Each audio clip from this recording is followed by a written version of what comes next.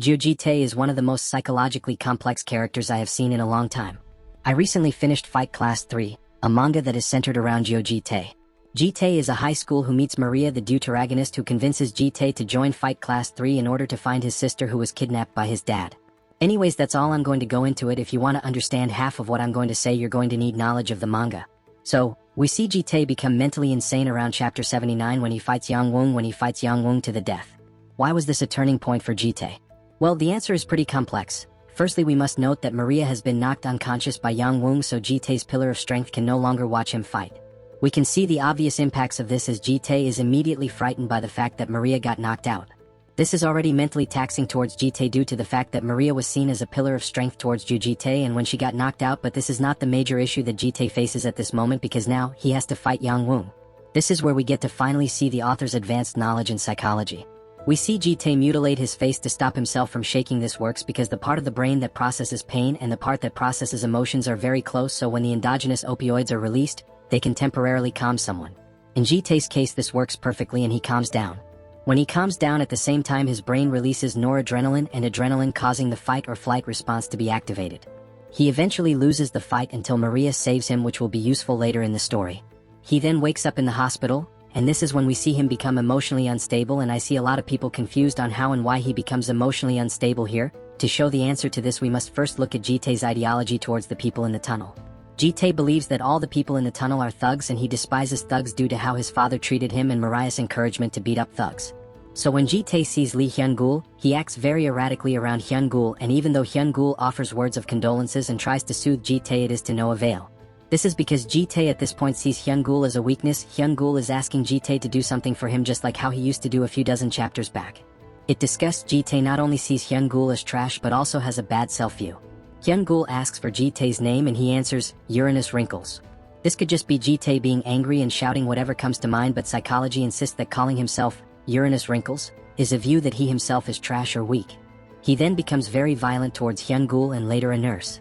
This is because he is trying to put on a sort of scary appearance to mask his vulnerability, because Maria taught him that being vulnerable was bad.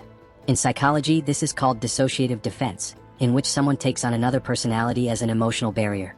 As the story progresses, we see Tae sitting on a bench looking at a happy family. We see him reminisce on something and almost smile. He then looks down and sees Yang Wung below him. This highlights just how traumatizing the fight with Yang Wung was for him, as he starts to have illusions leading him to even further insanity. This is where the author shows us just how fragile Tae's mind actually is. While he puts on a scary appearance on the inside, he is holding years of trauma inside of him. Now is a good time to discuss Tae's prior trauma and how it links into what is happening right now. When Tae was young, his dad took his sister away and left Tae with a massive scar on his forehead. This scar he hid many times because he saw it as a sign of weakness. He himself felt weak and helpless because there was nothing he could do to save his sister. This is one of his big underlying traumas and helps him to develop sadistic tendencies such as seen throughout the tunnel arc. Now let's move on with the rest of the story. Later in the manga, Tae considers going to fight for Hyun-gul and is about to enter the tunnel but is stopped by a girl. In this scene we can see his face show obvious signs of extreme anger. This happens because Tae is trying to maintain his tough guy persona. Someone disagrees with him, so he acts violent towards them. We also see this in animals, in which when they get cornered they often bare their fangs at the predator. In psychology, this is called defensive aggression, in which the prey believes it has no other options but to fight when cornered. This can be compared to Tae's mentality, in which he is currently scared of everything, so he puts on a tough guy act in order to survive. So Tae goes over and notices that Lim Hyung-chul is in the building that the lady was yelling from. You can see obvious rage in his eyes, as Hyung-chul has caused Tae immense trauma. Now a lot of notable stuff happens in this fight, but I'm going to go over the main details. At some point in the fight, Hyung-chul pulls off Tae's shirt and we see many scars across his upper body. We see a flashback in which Tae's is mutilating his upper body. This is due to his friend Ji-eun turning away from him during his time of need for support. I see this as many different emotions clashing together, like anxiety, anger, grief and fear. So when Tae mutilates his body, the scene can be very confusing without prior knowledge on psychology. What Tae does is known as grounding, in which Tae uses pain to distract himself from the present moment to relieve all these emotions. These scars also become an insecurity for Tae, as he gets very angry and demands his shirt back immediately. He later beats Lim Hyung-chul half to death before the girl tells him to stop. He disregards her and basically tells her she's unimportant, and then she finds another fighter and tells him, "Don't hold back, you don't know what he will do." Then we see Tae come to a realization that she sees him as a monster. This is where we see the negative effects of cognitive dissonance, in which Tae is finally realizing what he's doing rather than relying on pure instinct. He goes to apologize but then instantly gets jabbed at by the fighter. The fear and anger emotions are very similar, both involve an increase of cortisol and a spike in blood pressure. So when Tae gets jabbed at, his brain shifts from making rational decisions to pure instinctual rage. After this he proceeds to hit the fighter many times and knocks him unconscious, and the girl responded by saying that they lost. Tae points out the hypocrisy in her statement, as she has never actually fought, followed by the line, "You don't understand how painful fighting is." This shows that Tae still hates fighting but chooses to fight in order to gain control. He then hands her a shard of glass and tells her to fight him. Later we see him running after her screaming, "I'm not dead yet," showing that he intended to fight to the death. This also shows that he shows a disregard towards his life, most likely due to his near-death experience in the corpse pit. Later, after Tae is being briefed on who he is fighting and Bomi shows Tae steroids for the fight, we see Tae throw the steroids away saying, "I'll rip your scalp out." This is because of his past trauma of Yang Woon. He experiences called an emotional flashback, in which he feels all the fear and anger of the corpse pit incident. His brain, in order to deal with the emotional stress, turned off the prefrontal cortex, which is responsible for decision-making and rational thought. Instead, the limbic system takes dominance, turning his actions into pure instinct rather than rational thought. After this we get his fight against Lee Chong. This fight didn't have much psychological effect, so I'll just go over the main things. The only big thing is his obvious need to win. He mutters over and over that he has to win this time, which shows how much Maria has influenced how he sees himself and how much he wants to please Maria. After Tae beats Lee Chong half to death, Bomi saves Lee Chong, which immediately prompts a response from Tae saying that the drugs were dangerous. This shows his contempt towards performance-enhancing drugs and how much he hates them. This also further establishes his dominance and control, leading to less emotional damage. After this fight we see a few things happen to Tae in the aftermath. We see him standing in front of a mirror with a blank expression and then moves to a window with the same blank expression. After a few seconds he starts drooling. This is a side effect of the fight he just fought in. Whenever your adrenaline wears off, it is called an adrenaline crash, and this crash makes you feel mentally fatigued. There's also another reason: he just injured a man severely, so he is currently in a state of detachment as he comes to terms with what he just did. Later he meets with Bomi and Hyung-gul, in which Hyung-gul asks, "Why didn't you tell us you were a student?" Tae immediately reacts by punching Hyung-gul. He does this because he doesn't want to be looked down on. Maria has taught him that if you aren't scary you die, so he puts on his scariest appearance in order to regain control. We see this when he's holding Bomi by the neck with a sadistic grin, because he is finally re-establishing his dominance and therefore his safety.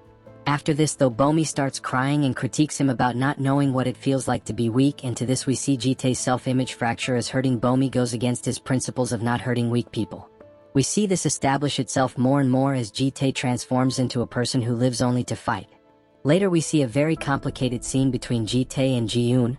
We see Tae go to pay for Maria's hospital bills and he runs into Ji-yoon. He starts to become sentimental about how he gained the money, but then suddenly laughs. Now this threw me off a bit, because in psychology it makes sense why he would laugh in that scenario, but it just doesn't fit his character. I eventually decided it was a combination of both factors rather than just one factor. So let's go over why he laughed. Firstly, I believe that Tae was scared. He was scared because of Ji-yoon leaving him in the past due to him becoming a different person. So in order to maintain his relationship, he tries to laugh about these things in order to try to conceive some sort of idea of everything being normal. The second reason why Tae does this is because of Maria's training. We can see this when he says, "You should have seen it," implying that he still heavily relies on Maria as his pillar of support. I talked about it a bit ago, but Maria has taught Tae that emotions like fear and empathy in general are weakness, so him shifting from sentimental to laughing could be his way of not looking weak, because in Tae's mind weak people cry while strong people laugh. One thing I would like to point out in specific is not Tae's reaction but rather Ji-yoon's reaction. Ji-yoon debates what to do, as Tae had become a stranger to her due to his psychological break. She decides to act as though everything is normal rather than trying to change the situation. I believe that this was the right decision, as if she were to instead run away again it would cause Tae to mentally break, leading to irreversible damage. Later we get to see Tae express his true emotions. Tae sees an illusion of Hyun-gul missing an arm, which shows that he's again scared to lose. after he uses Maria as a sort of shield for his emotions by getting in bed with Maria and wrapping her arm around him. This shows how much of a pillar of strength Maria is for Tae. Later we see Tae grab Maria by the throat and say, "It's all over if you die." In this he has completely turned off his prefrontal cortex, and his only desire is to end his never-ending pain, which all stems from Maria. This is called affective dysregulation, in which the emotions become chaotic and extreme, leading Tae to a primal state. After he punches the pillow a few times we see him cry and say, "I wish I were dead." This is the side effects of an adrenaline crash, in which all the held-back emotions come back and the person is left in a dazed or exhausted state. Another interesting thing I would like to add is that the serotonin and oxytocin in his body have dropped drastically due to a mix of shame and regret. In this scene he looks as though he's only feeling sadness, but in reality in this moment he is facing the repercussions of the past 20 chapters, which is causing severe and irreparable psychological damage. From here on we're going to discuss Tae's fight with Sunny Ja. Firstly, Tae purposely appears ugly in order to anger Sunny, who hates ugly people, because if you fight angry you're more likely to lose. Also, I would like to say that the author's explanation of why a broken nose causes dizziness was pretty good, but anyways, after Tae gets knocked down he starts to cry. This could be for many reasons, but I believe the author is steering it more towards him being angry about losing again. We know that Maria has taught him that losing is bad, so him losing again plants seeds of worthlessness in his mind, and when he loses against Sunny his emotions overflow. We see Sunny then hug him, and then he hits her, causing her to hit him back, causing him to temporarily lose consciousness. We then see Tae's eyes turn black, which in my opinion symbolizes dissociation, because it's a massive shift in mentality due to him losing. We then see a sort of dream where Tae sees his sister, and I would like to point out that he says, "Did I even miss you?" And I think he's correct with the idea that he didn't miss his sister. Then why would he post those flyers? It's so he would not feel guilt over his inability to protect his sister. The brain often makes up many excuses in order to lessen emotional damage as much as possible. Then we see him eat the flyers and say, "I'm free," which means he's free of the guilt that ate at him due to his inability to save his sister. I don't believe he is actually free at this moment though. He is using freedom as an excuse to run from his problems rather than facing them head-on. This is what I mean by the brain makes up excuses to avoid emotional distress. He tricked himself into thinking that it wasn't his problem and that he was free from it. Here's the thing about trauma though, it doesn't just disappear because you stop caring about something. It still exists and will exist because you have to go at it multiple times in order to feel relief from your trauma. This is later proved when Maria asks him if he's still being ignorant, implying that he might have done this before in order to cope with the fact that he couldn't save his sister. He then goes on to a flashback of how he supposedly killed his mom. Short story, it wasn't really his fault, but he views it as his fault, and that's all that matters. So Tae reached a conclusion: in order to avenge his mom and his sister and also free the guilt from his heart, he will kill Dae-gak. This can explain part of the reason why he became better at fighting, is because he truly stopped holding back. His life is now fighting in order to kill Dae-gak, so it would make sense he would get better. We also see him laughing a lot, and it's most likely because his brain is releasing loads of dopamine and adrenaline, and now he has the guilt off his heart, so he finally feels real freedom. Of course I'm going to spoil it a bit. This is not true freedom. This path he is following is still at the end of the day just avoidance of the actual issue. He believes if he proves himself he will stop feeling weak and won't regret it anymore, but the truth is he will. No matter what he does he will regret not being able to save his sister, and even after he's killed Dae-gak it won't satisfy him. At the very least he's going to become a sadistic killer. He doesn't actually progress much after this, so I'm going to cover the main points then end the video. Firstly, he's developed an addiction to being human. He basks in the fact that he's still human, most likely to deal with past trauma.